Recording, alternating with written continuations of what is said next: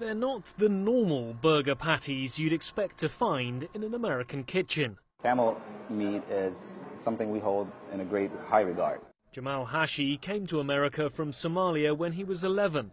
He's now causing a culinary stir with his reinvented burger. So there's been a great need, a demand in the city, from the community particularly, for a while, looking for this meat. How can we get it imported? When I got a wind of that, I said, this has got to be it. You know, I got to get hold of that. But he was faced with the problem of how to make the meat palatable to American tastes. I was having this discussion with a friend. I said, how do I get Americans to, eat this? I said, easy, put it in a bun. So, and we did that and just took off.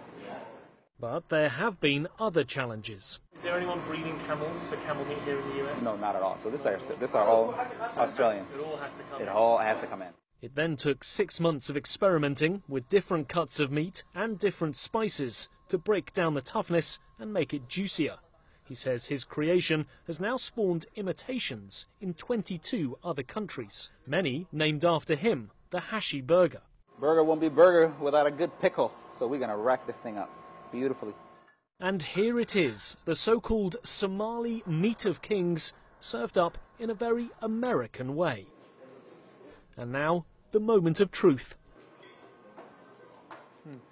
My first experience of camel meat. That's surprisingly really very good. And the meat tastes quite like beef, but it's less fatty, less dense.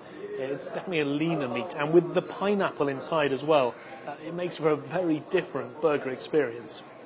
With a new Minneapolis restaurant opening soon, Chef Hashi hopes his East African flavours will offer a way in to the Somali community. Well, I have to admit, before today I had never eaten camel meat, and the same can probably be said for the majority of Americans. So that gives this a very unique selling point. But is it enough to get America, the home of the hamburger, taking a bite out of a very different type of burger? Nick Harper, CGTN, Minneapolis.